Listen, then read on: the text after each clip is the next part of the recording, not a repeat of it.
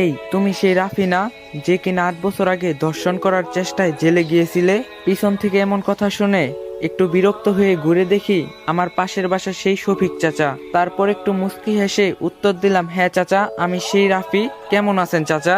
শফিক চাচা বলল, আমি কেমন আছি তা তোমার না জানলেও চলবে, আগে বলো তোমার কি অবস্থা। জেলের ভাত খেয়ে কি এই 8 বছরে কিছু শিক্ষা হলো, না আবার ওই আগের মতোই আছো?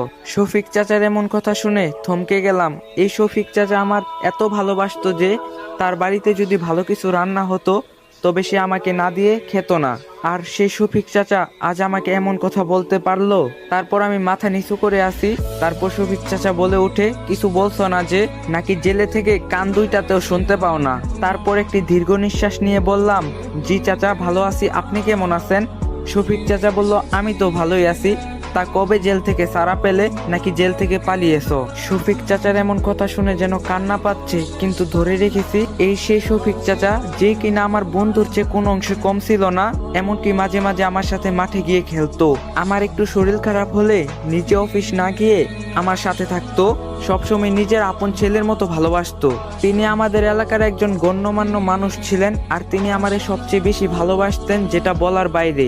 আর তিনি এই 8 বছরে এত পরিবর্তন হয়ে গেল, এক মিথ্যা মামলায় কিনা আমাকে পুরো পৃথিবীর কাছে বিশাল এক অপরাধী বানিয়ে দিল। তারপর শফিক চাচাকে বললাম, চাচি কেমন আছে? চাচির শরীর ভালো আছে তো? হ্যাঁ ভালো আছে। তা বললে না তো, কবে জেল থেকে এসেছো? কালকে দুপুরে ছাড়া পেয়েছি। ও, তা ভালো। এখন অন্তত ভালো হয়ে যাও, নাকি আবার আগের মতোই ওসব করবে? রাফি নিশ্চুপ।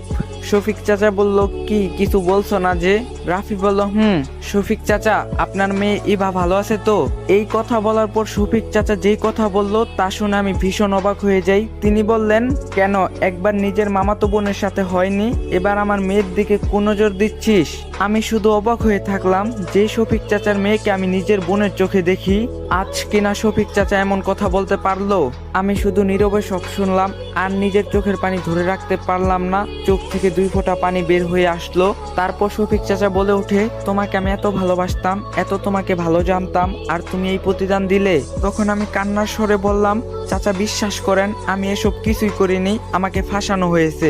শফিক চাচা বলল, ব্যাস অনেক হয়েছে, তুমি কিছু না করলে তো তোমাকে ফাঁসিয়ে অনেক বড় কাজ করা হয়ে যাবে। তোমার এসব কথা আমি আর শুনতে চাই না। তারপর আমি নিজের মতো করে চুপ থাকি। তারপর আবার শফিক চাচা বলে ওঠে, তা কোথায় থাকবে শুনি? তোমার বাবা মা তো আর তোমায় তাদের সাথে থাকতে দিবে না। যা কাজ করছো তুমি, তার জন্য তো তারা তাদের মুখ কাউকে দেখাতে পারে না। তো গাইস, ভিডিওটা বেশি বেশি করে কপি লিঙ্ক করে দিবেন, আর যদি নেক্সট পার্ট লাগে অবশ্যই কমেন্টে বলবেন।